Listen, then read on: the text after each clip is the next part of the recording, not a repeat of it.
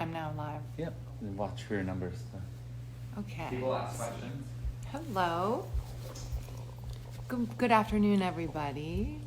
I'm so happy to see you all. I'm going to be joined soon by the amazing Latham Thomas, but in the meantime, if anybody has a question they want to ask me or anything, I'm here. We're getting all warmed up. I might have to put my glasses on though, if someone's gonna ask me something. Okay. Hello from Argentina. Bart Pumpkin and a deer, all the hair dudes, Abby. I've got a lot of friends on here. And I'm very happy to see you all. Let's see here. Abby, one of my oldest best friends from middle school, is on. Dr. Nigma Talib. Hi, Di. I always find when people are about to do lives with somebody that, hi, shaman, that it's sort of like not that productive of a time for me being like, hi. And so feel free to send me tips. Oh my gosh, my little sister-in-law, Nicola. Hi. Are you my ex-sister-in-law? No, you're my sister-in-law forever and ever. Jenny Connor. Oh yeah, I'm gonna see you. And my goddaughter Fiona's on. Oh B, I love you. This is so fun. I never do this. Kevin, this is great. So I have so many friends are on here.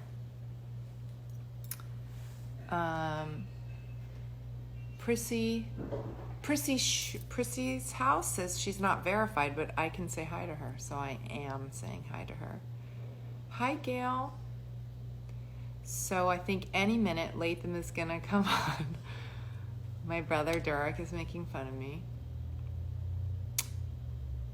Goop Lab Season 2. It's looking good. I think it's gonna happen. Okay, let's see. Oh my God. One of my friends has a naughty handle, but you know who you are. Hello. Okay, I think Latham may... Oh, Glow Maven sent a request to be in. There we go.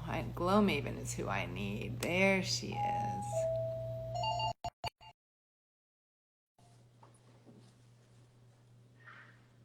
I'm waiting. Okay. Yay! Hey! Hi! We did it!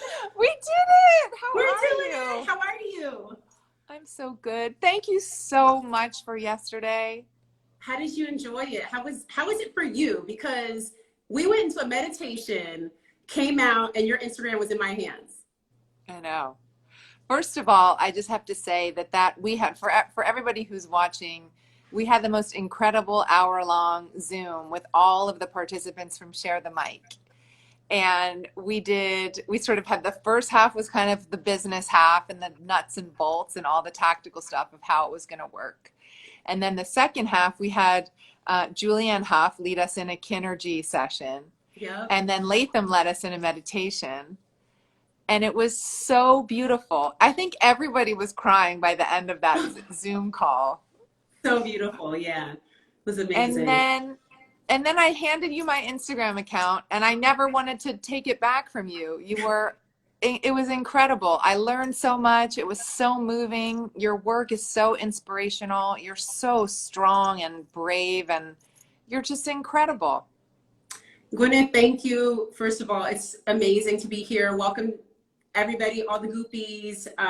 I'm so happy to be here, but thank you. And thank you for trusting me with your community, because it takes a lot to do that. Number one, you know, so many of us, like, if we think about our feed and what we share and what our communities are used to, it takes a lot for you to entrust that I didn't tell you what I was going to do ahead of time, and for you to just share whatever it is that you need to say. So I just applaud you for being able to hold that space and and really supporting me through the process of introducing some of these concepts that people should know more about. So thank you. And Oh my God. also for being an amazing leader and, you know, wellness warrior, right, in this space. Like it's incredible. There's so many strides that have been made in wellness, and you've been really pivotal in making sure that happens too. So I'm grateful to you as well. Thank you.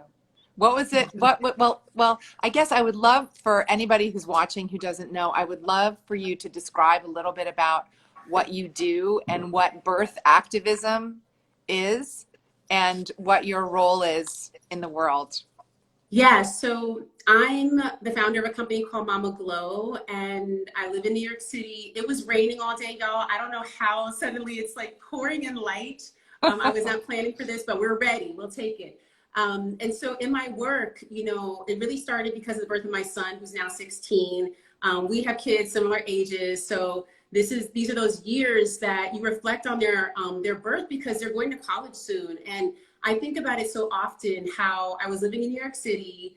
If anybody thinks back to 16 years ago, the internet wasn't what it is today. You did not have feeds that you could follow and people you could check in with or DM or websites that were flexible and that could accommodate you.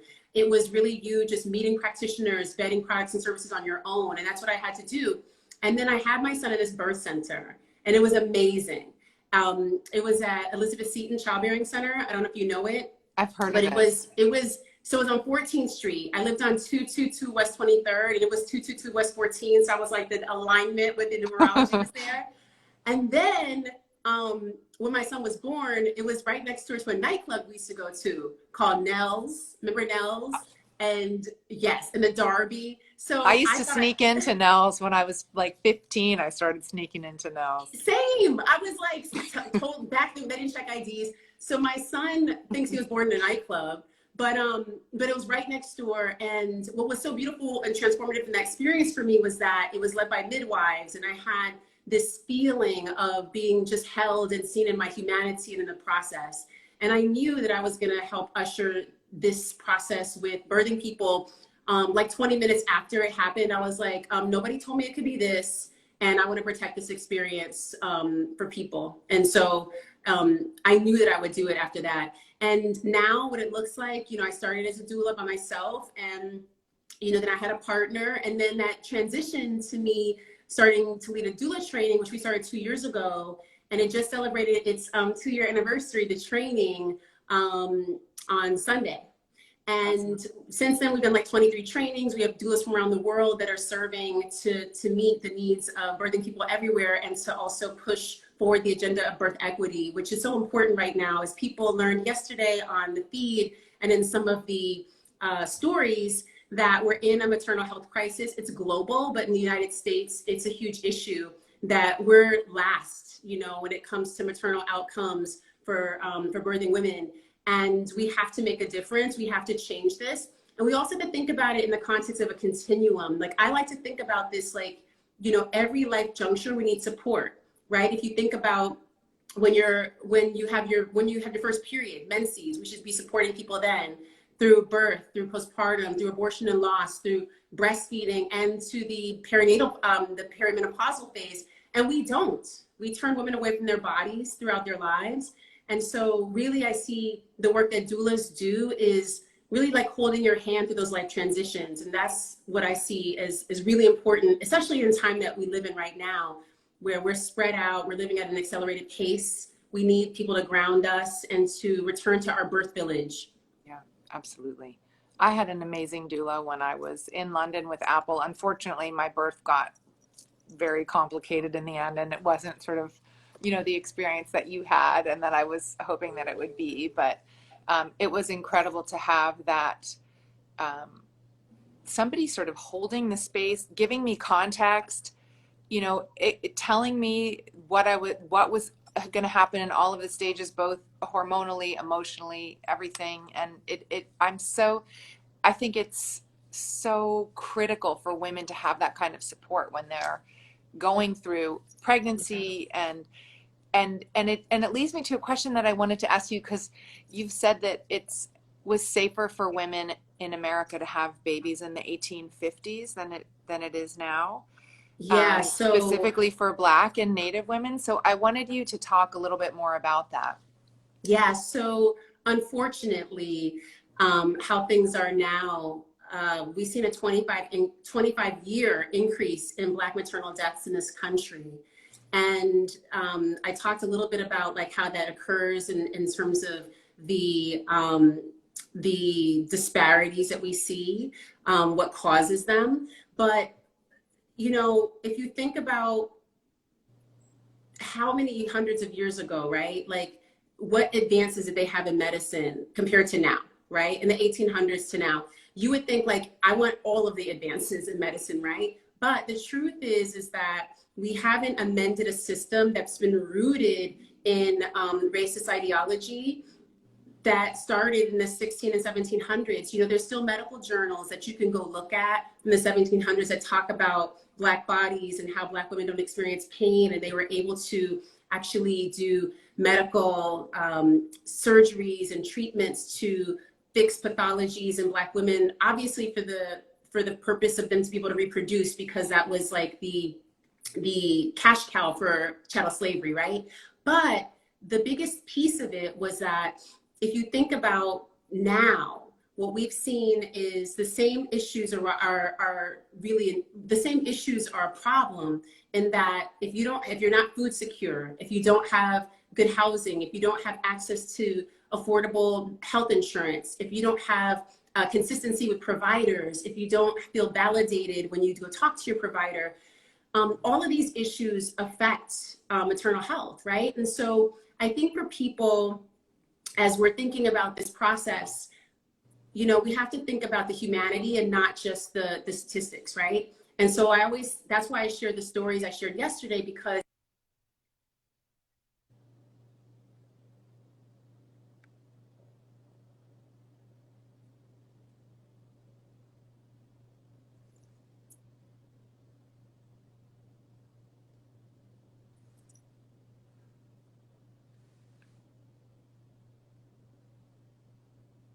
Oh, wait.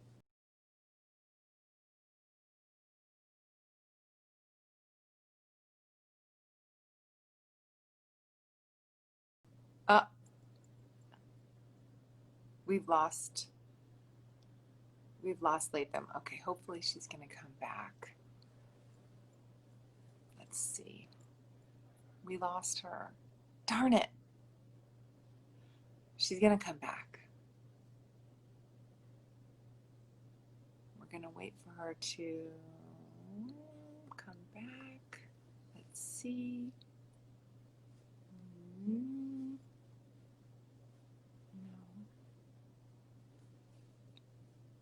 Kevin? We lost her. Technology. What are we gonna do, guys? Oh, man. Okay. Oh, Annette's on here from it. Is she in Italy? Let's see. Latham, she's said she's coming back. Okay, great. Thanks, Annette. Are you in Italy? Let's see. This is the problem with these things, right? Right, guys? Am I right? Okay, I'm gonna wait and see when she comes. Request me back. Yes, Annette, Annette from Nashville is excited that you're. Okay, let's see. Diana's making fun of me. Cody Simpson. Oh my God. My child loves you. Glow Maven's here. Okay. So how do okay, let me see. View request. Will you help me? I don't know what I'm doing wrong. I wonder if I can request her. Yeah. We're so bad. Trying not to be seen on camera. Why not? You're so handsome. Oh, please. Get in here. Guys, this is Kevin. Hello. He's my real husband.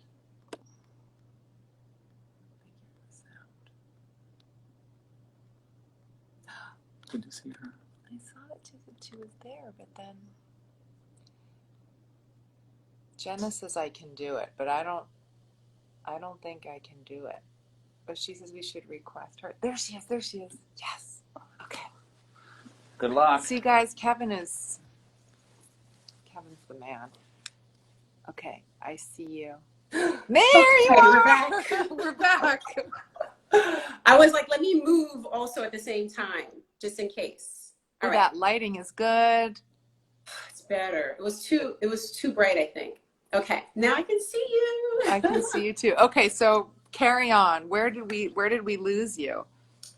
I think we were talking about the birth hundreds of years ago Yes. compared to now, and that, you know, if we're going to improve maternal health outcomes, we have to make a critical effort in dismantling the systems that still, that we live under currently, that are still responsible for maternal deaths. And we have to find punitive action for doctors that fail and for systems that fail.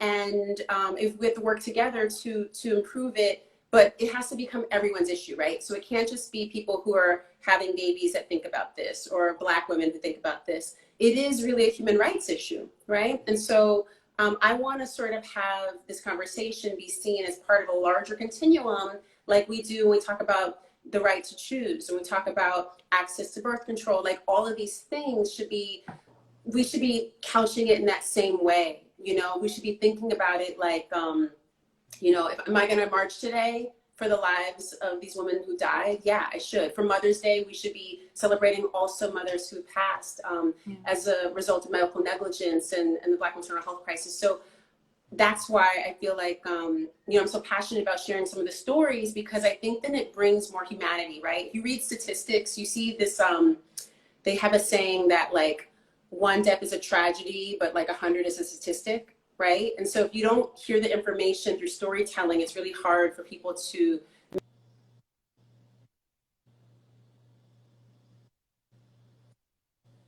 over time. We want to keep that going. Is there any data around doulas kind of making births a more positive experience or a safer experience for women?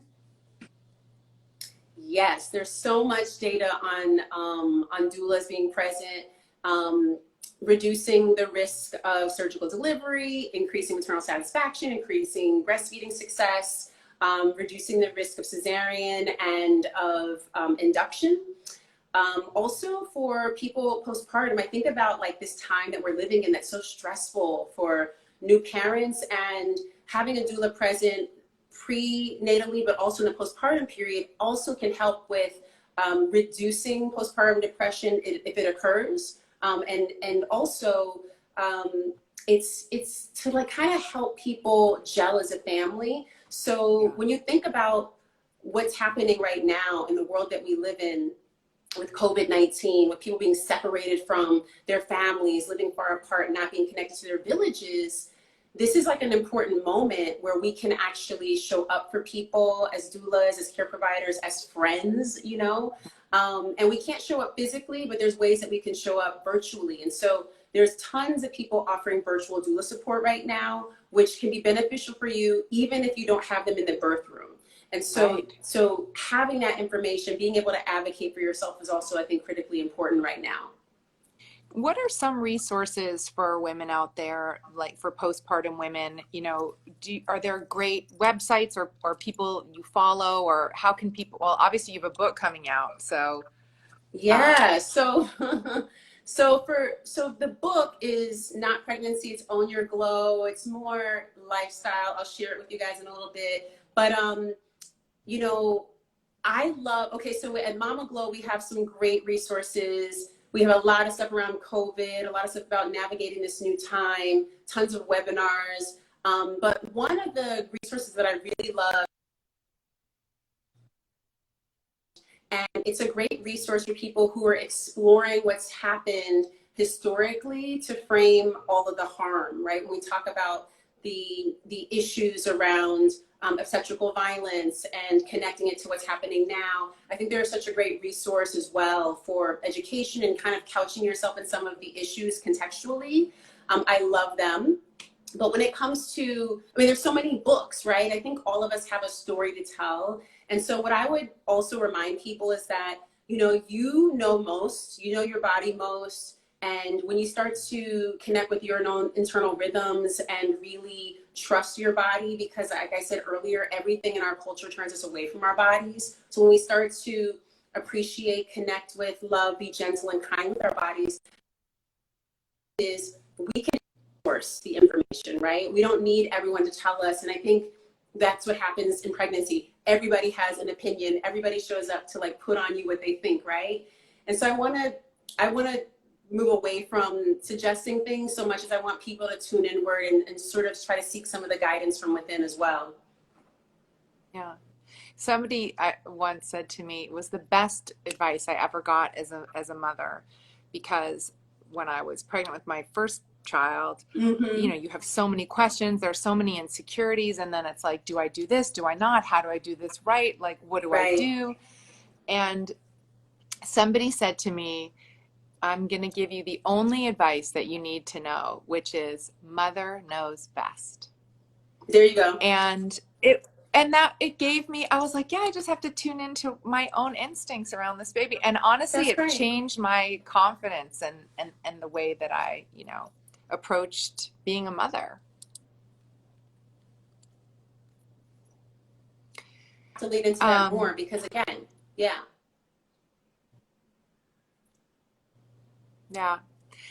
So we both have 16-year-olds.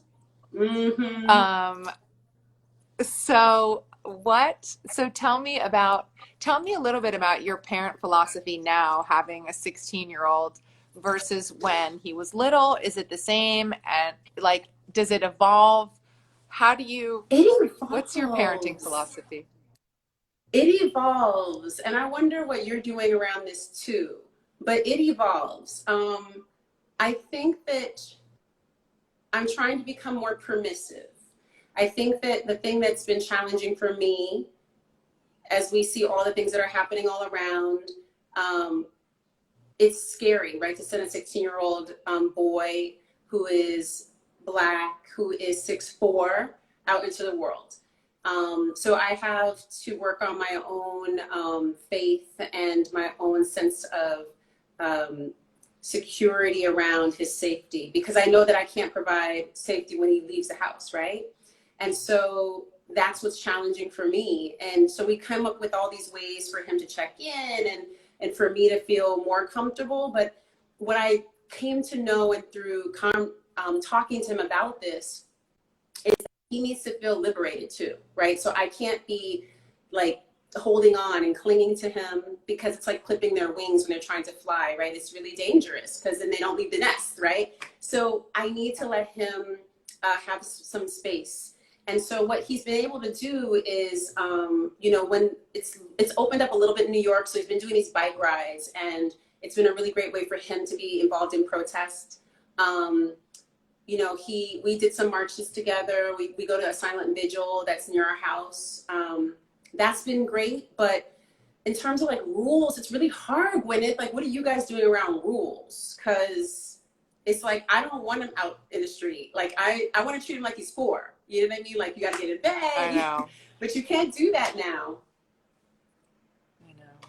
It's hard. This 16, it's like sometimes I feel like she's 26, and sometimes I feel like she's 6 years old from moment to moment. I never can. Sometimes I think the drive for that independence that you're discussing is so enormous. It's such a like energetic force to want to be free. Do you have Life 360? Do you guys have that app? What is that app? Oh, it's really good. It's Life 360, so you can always see where they are, and you can see if they're in a moving car. Like, you can see where they are in real time. They can see where you are, and you can check in. And I love it. A lot of my mom friends. Okay, I'm downloading it tonight. Yes. Yeah, it's really good, and you can have a wider circle on it. But I do think that for me, what I've tried to do is to make sure to raise her to know that she is capable of taking care of herself and that she should make good decisions for her that feel right to her. And I have a lot of trust. I think, of course, they're Yeah. going to make mistakes and do crazy things. But I think, we do have to trust that Yeah, we they do. can be the arbiter of what's right for them. Hmm. But I don't know. You're in New York City, so he's probably not on the precipice of driving like mine is. He wants to though, That's but slightly different. yeah, it is. It's a little bit different. He definitely wants to though. Yeah. But what's it Okay, like? so I don't want to take up your whole day, but oh, go ahead. No, I was gonna say, what's it like for you all in this period of like COVID-19 being together and like with their mental health and just being in the home? Like, how has it been for you all? Yeah. It's been interesting. I keep feeling like every week has its own different set of characteristics and Mhm. challenges and great things. And I have to say, I've really loved being at home with them at this age. I have a son who's 14, a daughter who's 16. So for me, what's been great is seeing how adaptable they are and resilient they are. I thought they Yeah. would have, a much, much harder time. And it's been really nice to be able to foster and cultivate that family time and the quality of the conversations and dinner time. Usually it was like we eat, we chat, we go do our thing. But Yeah. during this time, it's been, these long hour and a half dinner and conversations. And I love that. I love seeing who they are and watching them emerge and hearing their opinions about everything. And are you guys having that kind of thing as well? Like I feel the lots of same exact togetherness? way. Yes, it's the exact same feeling because I saw a lot of the memes like, I want my kids out of here, I'm tired. And I was like, I'm so happy because my son's also a musician, right? So before this, I was like, can you turn the music down because we're going to be on the Yeah, he's live? a famous DJ. He's a DJ and he's producing He's and he's doing an famous, right? He's like album. it's It's crazy. oh So my gosh. literally, like, So I you mean, must be when I so come into his room, proud. there's entrance music when I come into the room and exit music. But so it's been great. And then he's like, oh, I can make a track for that. So everything is just like music. So it's been great. Cooking together has been great. And just, yeah, like knowing where he is 24 hours a day feels like when they were babies, right? So I actually Yeah. feel so at ease right now. And it's been really good for me as a parent, especially during this time that they're gonna go to college soon. So I have to start preparing myself for that. But right now it feels really good to like, snuggle up and hold on a little longer. Yeah. That's so It's been the great. same feeling for me. Really restorative to be at home. Yeah. Yeah. Oh my gosh. This has just been such an incredible experience. You are, honestly, you are such an incredibly special woman. And I'm so happy that I've gotten to know you better through this whole Same. experience. And I would just love before we go, just if you want to talk a little bit more about your book that's coming out on Tuesday. I'm going to get it. Yes. Yes, guys. It's Own Your Glow. It's where I was when the camera with everything. So I don't want to go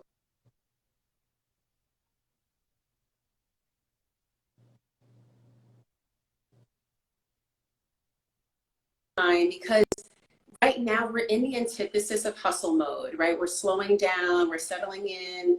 And I think it's a great companion for folks who are thinking about change, right? Changing course in their lives. I feel like so many people have Yeah. talked about, I think I might do that yoga teacher training course, or I might go do that doula training, or I might go do, whatever it is that they've been sort of putting on the back burner.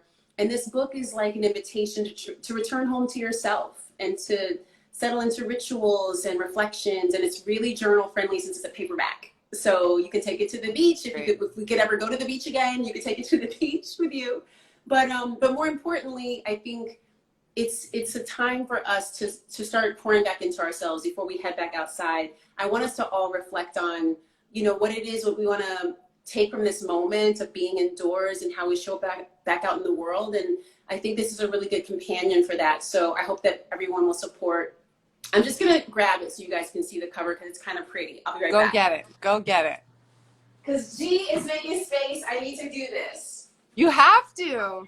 You guys, look how pretty. Oh my God, it's so beautiful. Okay, Congratulations. It's so hard to write a book and get it all out of the mind. Gwyneth, you have written so many.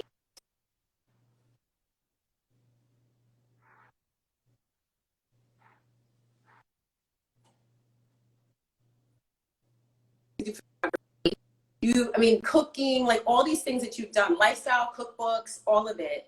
It's a feat, but you've done it multiple times. Okay, I've done it twice, so, and no picture. Well, there's pictures, but you know, no photography, no coordinating all those pieces. So a little bit easier, I think, than the feat that you've had. Yeah. Wow. I can't wait to read it and see what you're putting into the world. And I can't thank you enough again for taking over my Instagram. I hope you do it all the time. You're much better at it than I am. That's not true. I love you and I respect you so much. And I hope we talk very soon again. Same here. I love you too. And I'm thankful to you. Thanks for this space. And can't wait to see you soon. You too. Take good care. And bye, everybody. Too. Thank you so much for joining us with the amazing Latham Thomas. Get her book. And thanks for being with us today. Thanks, love. Bye, everybody. Bye. Bye. Should save it.